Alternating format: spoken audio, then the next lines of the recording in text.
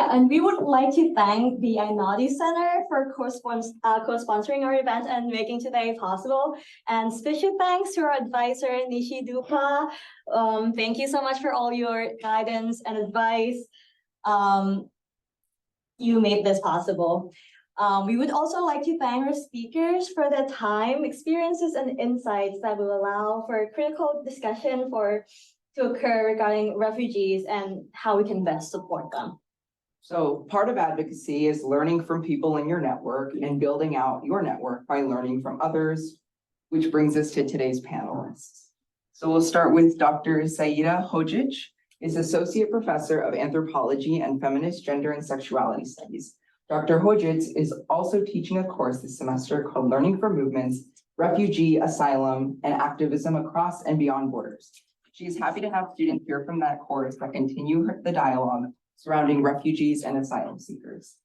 Her book, The Twilight of Cutting, African Activism and Life After NGOs, has won the Michelle Rosaldo Book Prize by the Association for Feminist Anthropology and the Omari Talbot Book Prize for African Anthropology.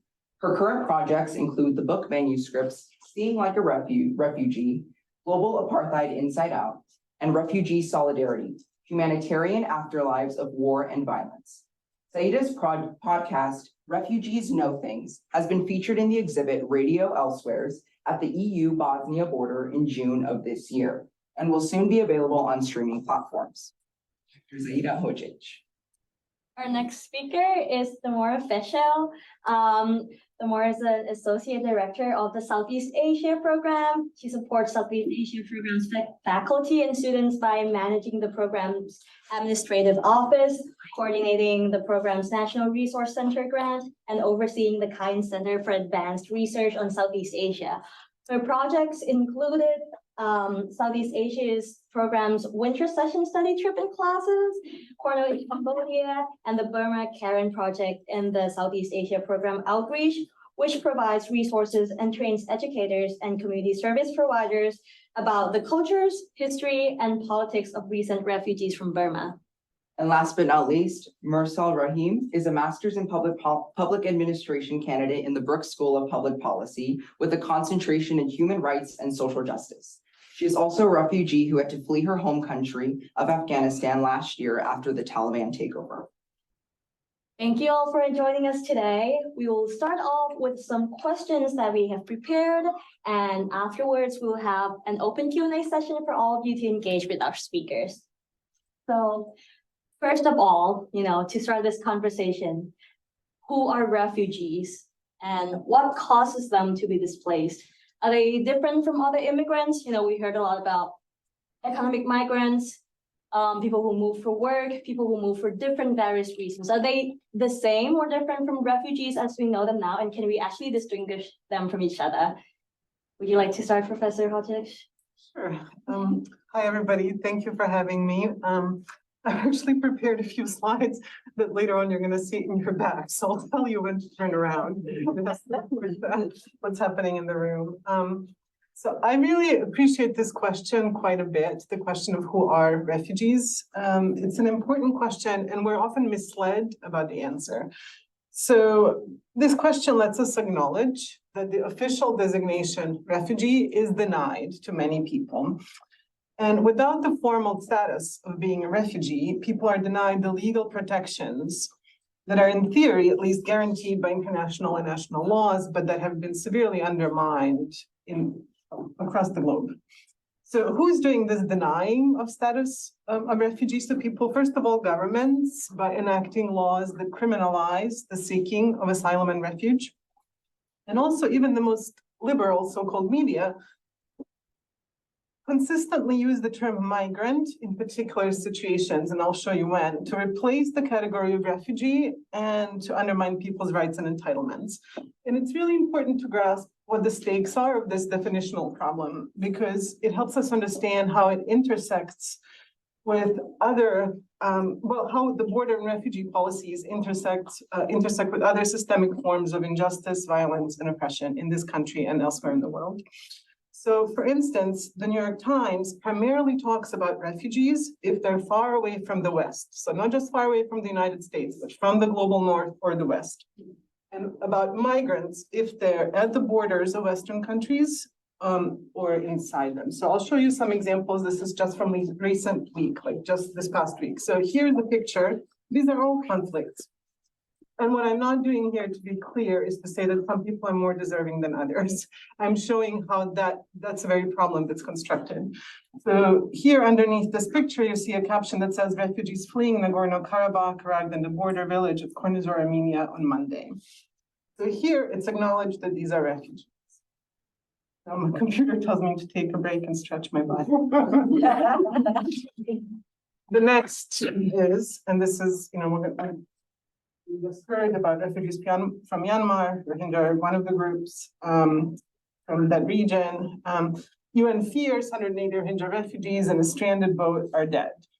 If these same people had arrived, or if their boat had been stranded in the Mediterranean or off the shore of Australia, they would have not been referred to as refugees, they would have been referred to as migrants, right? So it's really about where they show up and then changes how they're talked about. So here's an example. Germany puts in place tougher checks to control migration. This is just this week, last week. And then you look at the caption and the article itself, and you realize with the number of asylum seekers rising, along with the support from the far right, the government has come under increasing pressure to act by, putting new border controls where they didn't exist, in this case between Poland, Czech Republic, and Germany. So asylum seekers are refugees, right? They're people seeking protection under international law. And as we'll see later, there's supposed to be a guarantee that right in Germany, especially actually has it in its constitution that people are provided the right to refuge. Here, an example from the United States, in El Paso, migrants with nowhere to go strain a welcoming city. But then you read further along in the article, and it says, talks about this strain, and then it says, after months of relative calm, a new wave of migrant arrivals, mostly from Venezuela, but also from other countries in South America, Africa, and elsewhere, is taxing the available services in cities. So they're a burden, right? But what we learned is they're from Venezuela. What that means is they're actually refugees. Now, my point here is not to say that people from the Venezuelans and people fleeing wars are the real refugees, whereas other people are not. The point is entirely different. I want to push back against this narrowing of the definition of who is a refugee. And it's near erasure, actually, and criminalization. And I want to expand it beyond even where it is, where it's supposed to be legally today. So many people at the center of the so-called migrant crisis, which is really a displacement crisis, are refugees. Under asylum law, it's up to the courts to decide who is supposed to be granted asylum. That doesn't often happen. And I'll show you another slide because people are prevented from making it to the countries where we can apply for asylum. So here's an article about a statistic that the Hungarian police, so Hungary is one of the eastern borders of the European Union, in the last year alone, carried out what is called this pushback, and I'll explain what, more than 158,000 pushbacks. Pushbacks are when the EU border police and the various national police prevent asylum seekers from entering the European Union by pushing them back into the non-EU countries that they came from, in this case, Serbia. It also happens in Bosnia, which is where I'm from, and which is from where I'm following this. So in order to prevent people from making the claim to asylum, which is then, in courts and in administrative offices adjudicated or is supposed to be, what countries are doing is they're preventing people from even arriving in those places where they get to make the claim on asylum, right? So this question, who then is a refugee, in some ways is for us to decide, but it shouldn't even be up for us to decide, right? Like, at least in asylum law. Second, I want to also mention that there's a whole other category that we talk about in the United States, and that many so-called undocumented migrants are also actually refugees from US wars and from the aftermaths, devastating aftermaths of those wars. So this idea, and you've probably heard it, we are here because you were there, applies very strongly, right? Half the people who are today in the world displaced have been displaced by US wars. We don't hear about it enough. We don't talk about it enough. We don't take enough responsibility for that. And that points to all kinds of institutional problems, right? So because I kind of thought about my answers to this panel with respect to Ithaca, because some of the other questions are about Ithaca, I wanted to talk about two other kinds of people who are also refugees. So in addition to people who are sort of actively seeking refuge and often prevented, largely prevented from being granted refuge, there are many people who have been resettled to Ithaca or who live here. So refugees are people who make your food here at Cornell. They're Cornell workers, some are Cornell students. And one today, some are Cornell faculty. I'm a former refugee. There's others in the room who are graduate students, postdocs, and so on. Some might consider themselves immigrants or even Americans. And I wanted to mention here this film. Oops, I forgot something earlier, but Nobel Nokta by Emily Hong, Mariangela Mihai, and Miyasara Lai, which is a film about three women who live in Ithaca. One of whom works at Cornell and in the food services, and who've come here via Thailand and resettled here. So the reason why I mention this is because some of the advocacy around refugees is also the broader advocacy for social justice, workers' rights, and so on, right? So refugee advocacy can be something quite a bit more expansive. And finally, refugees are also people who lost their homes a while back. Some of them have become citizens and have remade their lives, but nonetheless carry some of the refuge within. And so here's a picture that one of them, an Ithaca resident, former refugee, posted this past week on social media with the following caption: "Feeling is still same, outside we look fine, but deep inside is buried emptiness." So I'll talk later about why this matters. Thank you so much. I was getting emotional there, but what a great start to like understand who refugees are and how broad that actually is, and how we've been, led to believe that only certain people who seem so far away from us are refugees, but instead they're among us, they're us. So leading up to that, Mursal, what are your thoughts? Yeah. Before becoming a refugee, I never had an idea like what's the difference between refugee and like immigrant, like migrant. So when I moved to the United States, almost 2 years ago. So I was using the definition of refugee, sometimes refugee and sometimes migrant. And then I was like, I have to check like this word, what's the definition, what's the difference between them? So when I check, refugees as who are like flee their countries and the sake of safetyness, and as you show the picture, some refugees, they have the chance to pick up their I'm getting emotional, but I'm sorry. Someone have chance to pick up the things that they want, but someone, even if you are lucky enough, you can take your stuff that you want to take with yourself. But if you are not like us, you can just leave your country and you can run and you can go with a backpack and you even don't know where are you going. Like you just want to be safe. And yeah, that's the definition for me as a refugee. And sometimes even here, or people, they tell like, okay, immigrant and refugees are the same, but they are not, as you mentioned, they are not. Their circumstances, their situation is completely different from like migrants to refugees. Refugees, they cannot return to their home country back because of the danger that they are facing, because of the war that is going on their countries. But immigrants, they are like, their circumstances are different, so they can return back to their country and they don't have the feeling of being in danger. Thank you. That's a slightly different perspective, which I think is really useful. I think when it comes to, the word like immigrants, there are laws involved. I know a lot of time within immigrants themselves, people have different experiences. Some can go back, some cannot. And so I think that's really important to keep in mind. So, Thamora. So I think that thinking in terms of people who are forcibly displaced is a really good place to begin.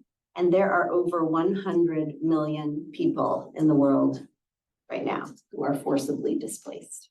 I mean, it's just a staggering number. And when you look at kind of all of the different labels, in each of those labels, it's been going up. And I don't foresee that it's going to go down because of all of the pressures and crises that are going on in the world. And refugees are just one small part of that.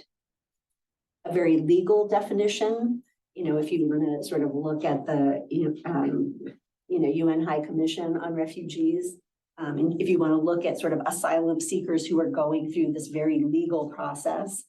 But as Saida pointed out, there are so many people who are forcibly displaced, who are fleeing for their lives, who are not safe back in their home countries, who will never be able to even get that kind of designation. And they might be categorized by the media and by, people trying to push back as migrants.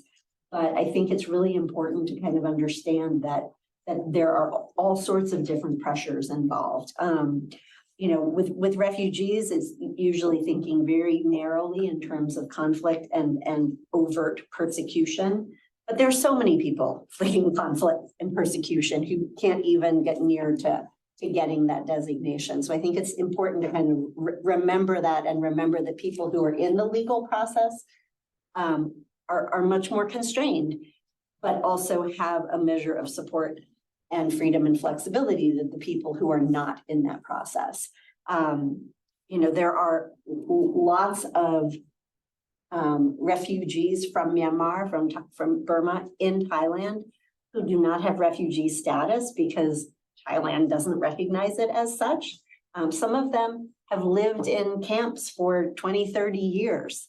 There are others who are basically undocumented in Thailand. And so even when they can qualify to come to the US as, say, a scholar under threat, they are essentially stateless because they are not recognized as having legally entered Thailand, but they can't go back to Myanmar. So you have to think about sort of how nation states define citizenships and rights and the ways in which there are all kinds of exclusions and ways in which that's manipulated and there's politics around it and violence.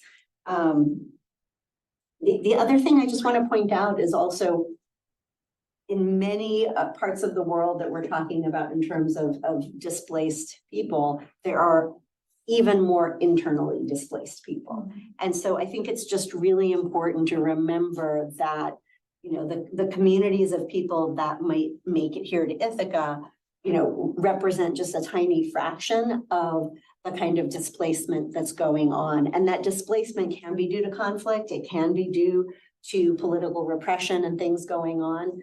But I think increasingly we're all seeing that climate change and other disasters are also causing huge amounts of displacement that, while it may not be political persecution, is forcing people to leave and to flee for their lives and to have to find other places and ways to move forward in their lives. And so I think that's something that is especially is already impacting and is especially going to be impacting Asia and the Pacific. So just things to keep in mind, because as you start to sort of look a little bit more closely after we get down from the global view, the different regions and countries are going to have specific dynamics that matter.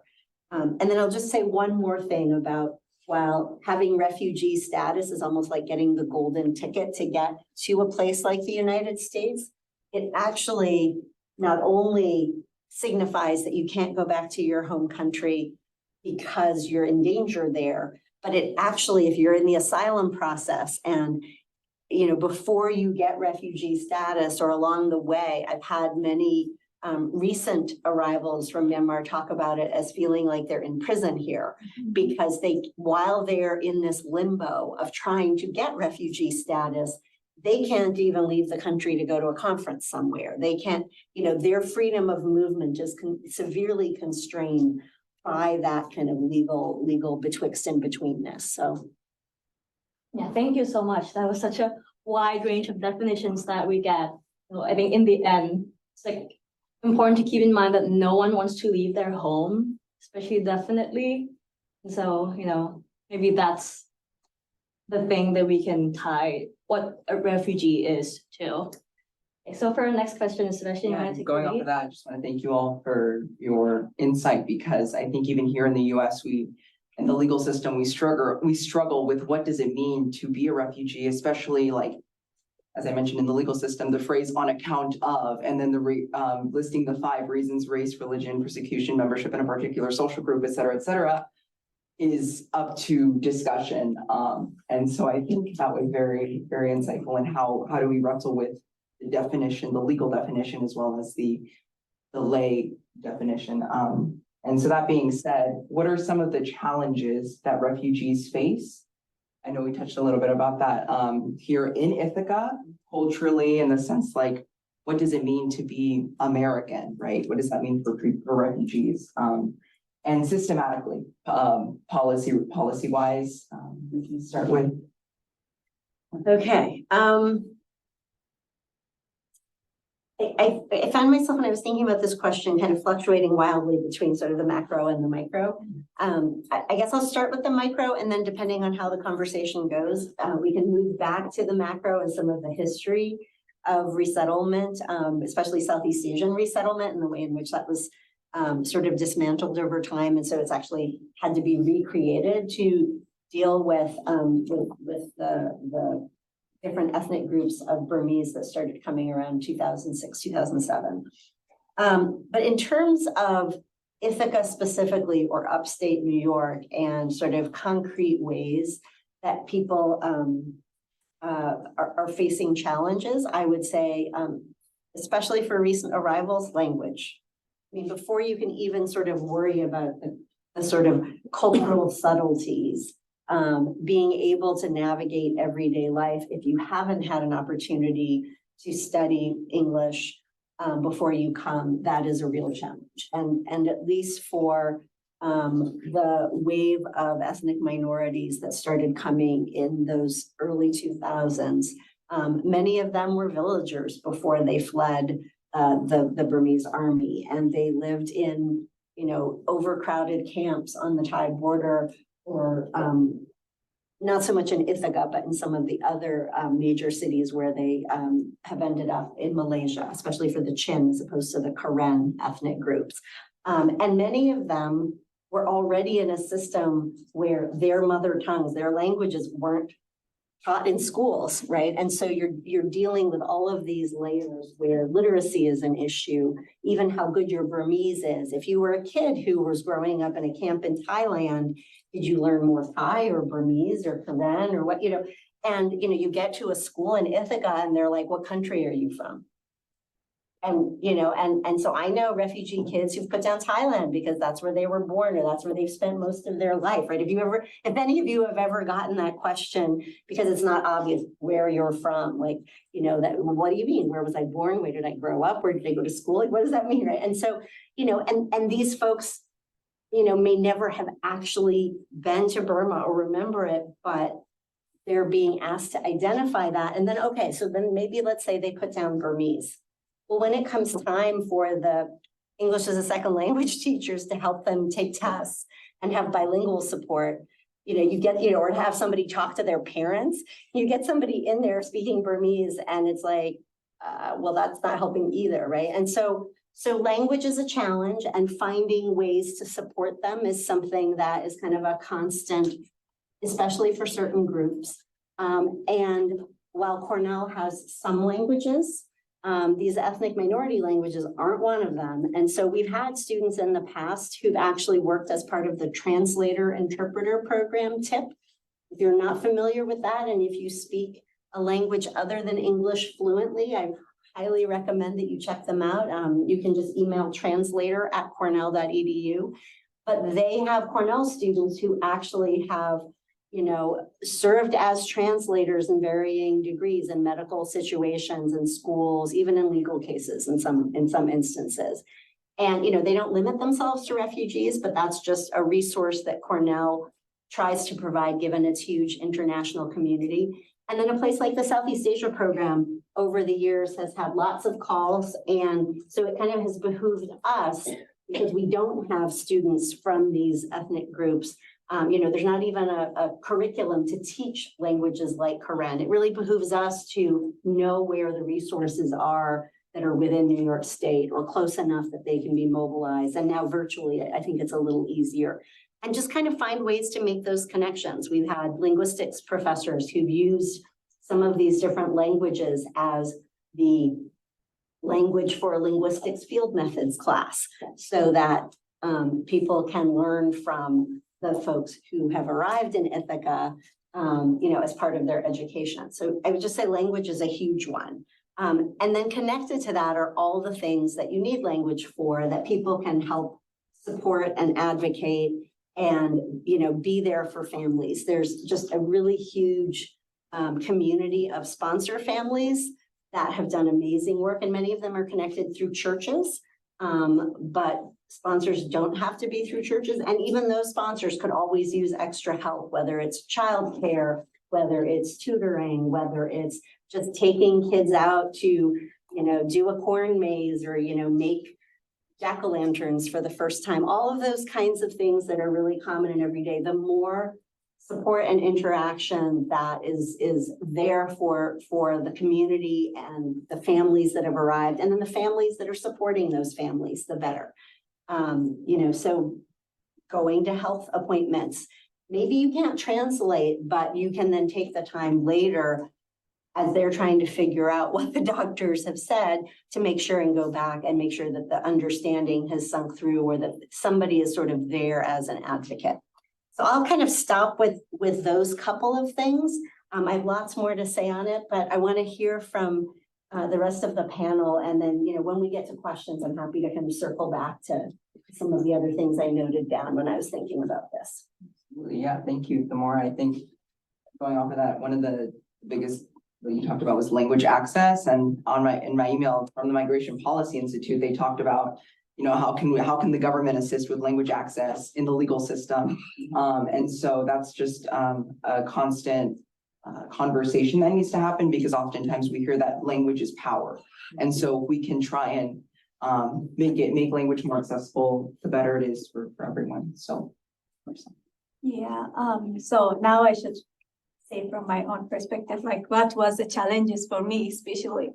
So when my family and I, when we came to the United States, we came with 120 people, which was supported by New York Times. So we were together in a hotel, and during that time we faced so many things which made us surprised, because we came from Afghanistan, which is considered as a country which is developing, and we are not, we don't have any resources to go to to get better education, we don't study English. We do study English in a school, but it's something, even your professor, even your teacher doesn't know how to speak English, but they are teaching English. So when we came there, as you mentioned, our biggest challenge was English. If you don't know the language, so how you will communicate with people, how you communicate, how you solve your problem. And I would say in the beginning, in my first month, I never studied English back in my country. I wanted to start, but I didn't have the chances to start it.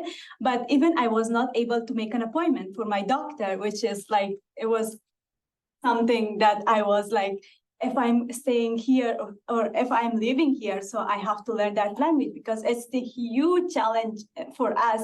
Even if you don't know the language, you cannot get a job, you can you cannot engage into community, you cannot find friends, you cannot study. So language is one of the huge challenge that refugees are facing. But if you are lucky enough to study English in your country, so it's not the easiest thing. And the other thing is, as you know, refugees are coming from the countries that are not like the United States. So our culture is different, our family relationship, our friendship relationship, everything is different. And the other thing that refugees are facing, and it's considered as a challenge, is culture shock or culture challenge. I used to work as a classroom assistant, and then I used as a case manager in a language institute where we were providing an English classes for refugees, and most of the refugees were from Afghanistan, back in my country. And we had that issue one day that there was a husband that were not allowing her wife to go to English class. And when we have to follow up, like why they are not coming to the class. And when I called him, like he was telling me like, oh, my wife, she never went to school. And now how I should allow her to go to same class with a man. Like he was even like, he doesn't have that mindset, like to allow his wife to go to same class and to stay in the same class with a man. So that's why after that project, our institute, they thought like, now we have to, instead of that language support, we have to like have some culture introduction. So how that life looks like in America. So if you are going to a country to stay for the rest of your life, or you are going to start your life, so you have to accept that cultures or that things that are in that country. And yeah, that was the biggest challenges for me from my perspective. Thank you. The humanistic perspective is critical to understanding the refugee experience. In addition to seeing how, kind of what Saida talked about, was how the media portrays refugees and how we talk about people from the global south as refugees. And so thank you for And sharing. also it's I have to mention, like from our countries or from other countries, America or United States looks like something scary, something completely opposite of our culture. If like they have the mindset of, oh, okay, some of them, they were like, we were living back, like we are living and we are going back to our country because we don't know how our child future would be, or like they are trying to brainwash us, something like that. And it's all because of they didn't have any knowledge, like you can have your own life, your normal life that you had your country, but the only thing is that culture is different. You can adopt it or you cannot. So I think it's because the knowledge of culture that they didn't have.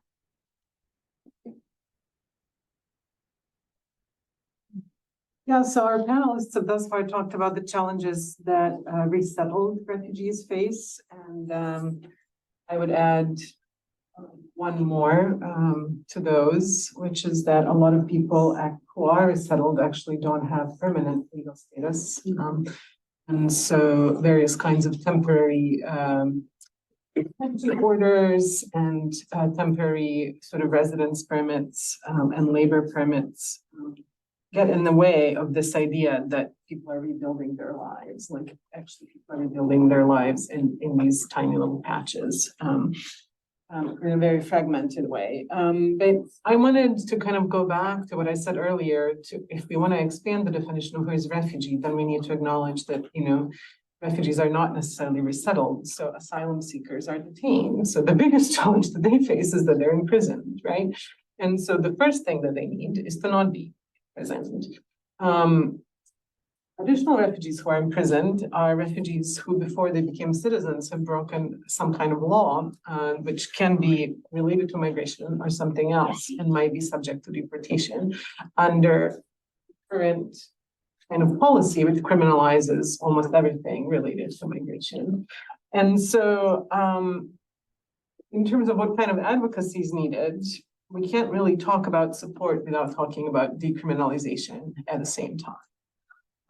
But also without thinking about refugees as people who are entitled to long-term, lifetime kind of pathways towards economic stability, towards livelihoods, and not these kind of tiny stopgap measures.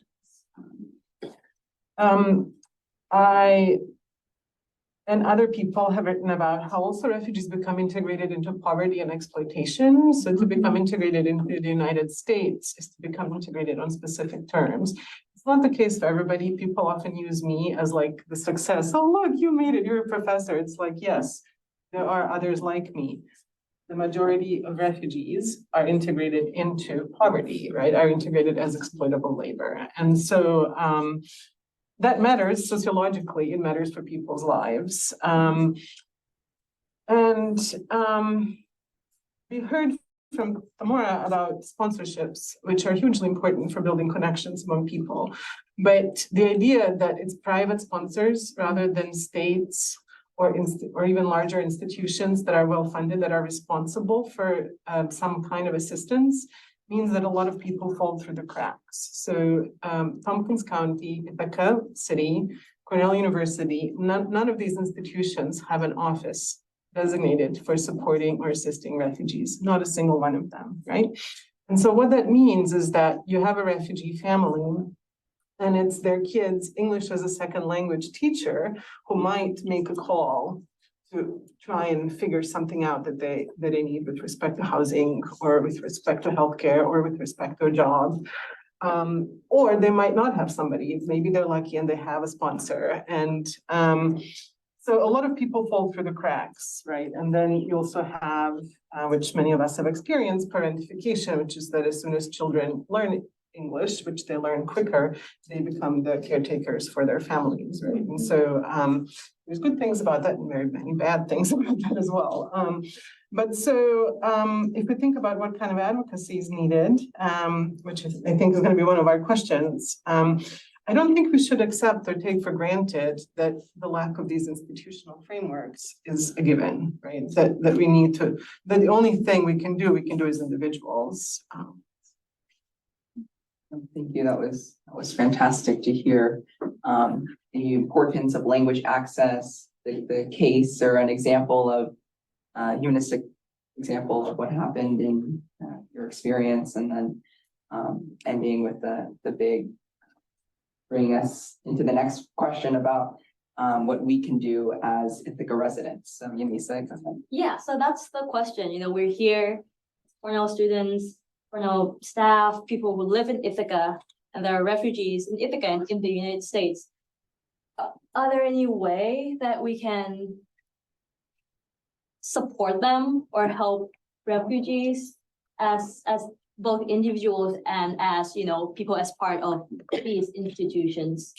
Thamora, would you like to start? So, I mean, it's echoing some of the same things. Yeah.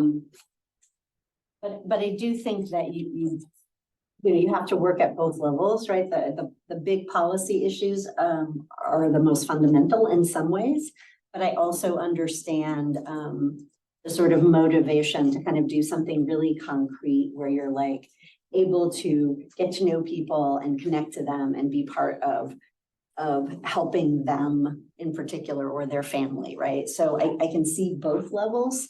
And all of the things that are kind of structurally problematic in the United States, like affordable housing. I mean, that's obviously not just a problem for refugees or displaced people, but it's even more of a problem. Jobs, education, all of these things that we really need to think about at that more structural level are issues. But I think that if you have strategies and ways to engage in terms of those policy issues, then you have to figure out, where is the spot where you really want to make a mark? Is it, teaching English? Is it being part? I mean, Cornell Cooperative Extension actually does quite a lot with refugees. And so if you're, studying horticulture or something and you want to be involved in, helping folks who are from a mountainous rural area kind of reconnect to land and growing things and have job opportunities that resonate with them, whether it's in, the dairy industry or part of a new hydroponics experiment or whatever, there are ways that you can kind of find connections that you might have, more knowledge about, or there are definitely opportunities within Ithaca to help people learn and understand the financial system in the US and how to do financial planning and how to navigate the kinds of things that it might take to qualify for subsidized housing or to save up collectively within a family for a down payment on a small house, or, there's different things where as you talk to people and get to know them, I think things will surface. And I think, depending on the people you end up working with, if that's the path you go, I would just say, be really sensitive to the fact that many people have been through trauma, or that the sort of displacement in and of itself is a major trauma that kind of transcends generations. And you have to be really sensitive to whether or not they feel comfortable with and want to discuss it openly. But it's something that, it's just something to kind of have in the back of your head and be aware of, because as people are dealing with all of that, as well as the stresses and newness of being in an unfamiliar culture, probably if they've been, on the run or displaced, there's kind of a decompression also going on. And there's, things that have been, put off, whether it's emotionally and mentally in terms of people dealing with it that they can deal with, or whether it's just basic healthcare that's, they haven't been able to access for years and years that, they might finally be able to get around to. So just, be sensitive to that. But I would suggest, it's important not to pry and not to force sort of wanting to know their whole story. Like if they want to share, then let them, but definitely just be present, but careful. Thank you, Thamora. Mursal, what about you? What would you like to see from, people in this community or from, the US in a bigger level that would, what changes would you like to see or support? First of all, so when you see a migrant or like a refugee, don't consider them as a different part of your community, because they are living with you. They are the same human like you. And the only difference is like they are coming, like as you mentioned, they are coming from a tragedy, or like they have to, like nobody wants to leave their home country. They are forced to leave their country. Nobody wants to live everything that they build up. Like I studied for almost 20 years back in my country. Like I never imagined to leave all the background, all the study that I had, and to come in a country and start from really zero and to come with nothing. Nobody wants to do that. So when you are facing with a refugee, or when you are a friend, try to know them, try to explore their culture, try to help them, like if they are struggling with some culture issue, like, or if they are struggling with finding friends, or like if they want to start studying a new, they want to build a new career for themselves. So if you can do even a small assistance or help, I want you to please do that, because when I came to the United States, I was so struggling to find an opportunity to study, because I studied for almost 20 years, and now I came with a degree that is useless, and I have to start from the beginning. And I meet so many people that helped me to start my journey here in the United States. And also, if you are facing with a refugee family, doesn't matter from where they are, just invite them for a coffee, like dinner or tea. Try to know them, like you will give them the feeling of welcoming home, or like friendly feeling that you give, like you're giving them the feeling of like, okay, they flee their country, they came from danger, but now they are safe here, and they are like facing with so many nice people here. And also, as I mentioned, allowing them to your educational system, because most of the refugees, they are not, they don't know 100% English, like, but if they start study school, they can finish it. And also, I think, yeah, that's it. Yeah, thank you. Yeah, I think it's very important, especially for a lot of refugees when you leave your home? Sorry. And also, we go back to the Yeah. question that you asked, the challenges. One of the challenges for refugees are finding jobs. So they are like, because you came to the country, you have like almost like 20 years or like 10 years, 5 years job experience back in your country, but it's not something that you can use it here. And the biggest requirement here in the United States is like, oh, you don't have job experience. So if you can advocate for them to like, to your manager or the workplace that you are working to hire them is also a system that you can do for a refugee or immigrants. Would it be helpful to work with someone on like a resume Yeah. where you could Yeah. help not translate the language per Yeah. se, but the experience that someone can bring, Yeah. even if it's not in the format of a US resume. So Yeah. trying to kind of translate what the experience would make sense to somebody reading the resume. Yeah, also, so applying job here is completely different from our home country or so many other countries. Here you can find a Indeed or like search Google and you can apply for a job, and it's like a really long application. And if the English is not your first language, you can. To be honest, I didn't did my first job application. I was ready to work in somewhere else, and then someone helped me to fill the application. So filling that application helped me a lot to go to a place that I was able to help another refugees. So if you see a potential in someone that they can do and they can help someone, so we say like open the way for them or open the door for them to do their part and to done something. Yeah, thank you. Those are, I think in the end, just come to like, I feel like for a lot of refugees, what they're losing is a support system, especially a personal support system. So one of the things that, you know, a community can help is by building those relationships, and that would, you know, lead to support in different venues. So, what were your thoughts? I agree with that. I just have a different model of support in mind that I think does resonate what you're saying, which is about this mutuality. So is there a way to integrate refugees, but not into whiteness and not into Christianity and not into some idea of mainstream America, right? Yeah. So where the sponsors are all from a specific class, from a specific background, and the refugees and they're not refugees, they don't have refugee experience, and they're not recent immigrants themselves. So there are a lot of movements throughout the country and in the world that are actually refugee-led.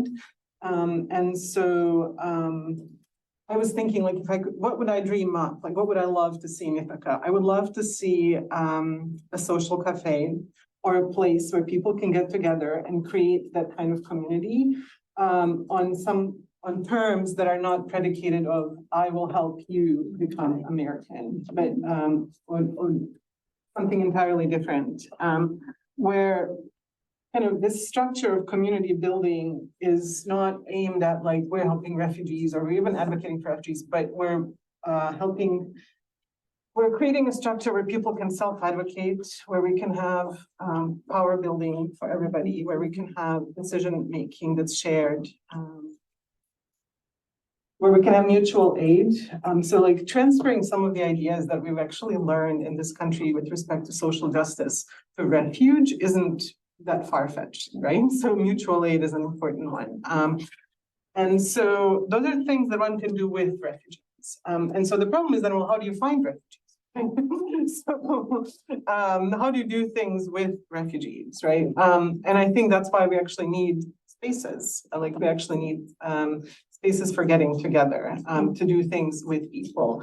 And we can't expect people who've been here for a year or two to tell us the answers as to what they need structurally. They might have some answers, but I was also wondering, you know, how many of your children are immigrants or children of refugees? Would you mind raising your hand? Okay, so yeah, immigrants are refugees. Yeah, so about half the room, right? So half of you would have things to say about what it is that people need, right? And those things matter. I'm really interested in making spaces for people who are not considered refugees as like in that first moment of need, but in people who are children of refugees or children of immigrants, to also count as experts and to have things to contribute, right? There's this whole idea about policymaking as, nothing for us without us, right? And that should apply to refugees as well. So this idea of like us versus them, like we need to find ways to break that down, right? And I think that we can do that. And anyhow, I bought a fig tree this weekend, and I'll tell you what matters. Where I come from in southern Bosnia, which is really Herzegovina, we had a fig orchard. And it took me 30 years to buy a fig tree. And it was because my daughter loves figs, and she saw a tree and she was like, we are buying this tree. And I said, sure, let's buy the fig tree. And it reminded me about culturally meaningful food and culturally meaningful experiences and how to share those, how to have those dinners. Like, I would love to invite you for dinner.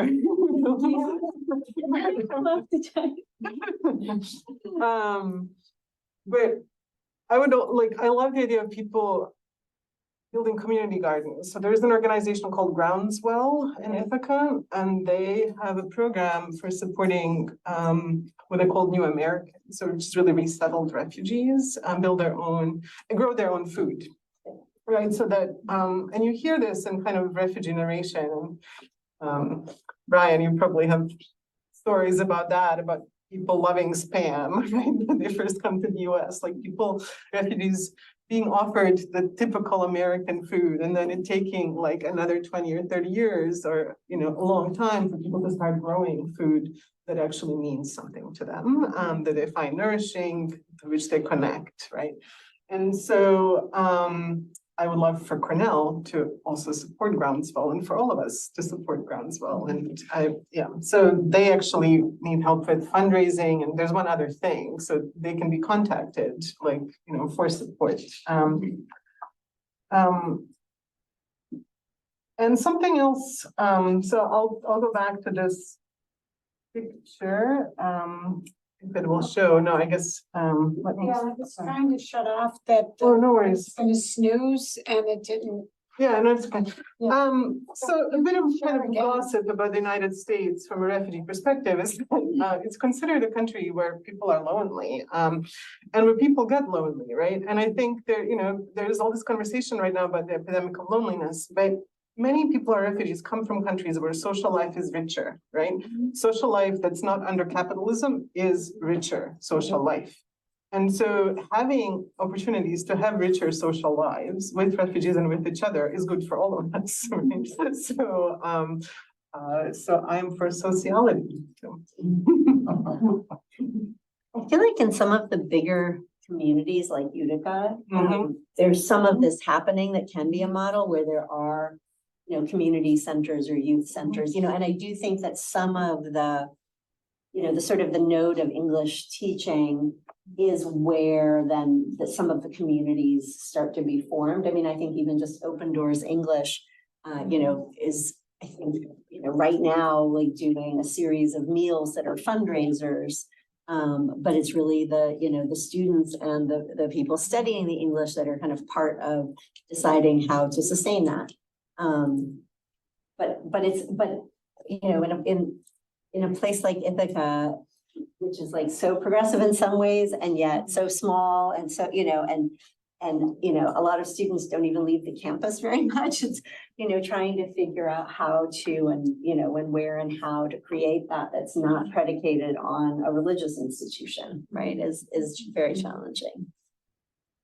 Before you move on, I know we're running out of time. Donna, would we be able to take like 10 to 15 minutes more for Q&A? The computer's going to shut off, so the recording is going to stop. And I tried everything I could to make it not shut off. But please. Free asking questions if there's not a recording anyway, so.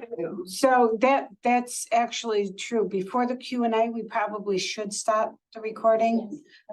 So when you open up the floor, let me know. Yeah, feel free if any of you have to leave and have a hard deadline at 6 p.m. Feel free. But we would now like to open the floor to questions that you might have regarding our conversation. And even just sharing what you're already involved in and doing. I feel like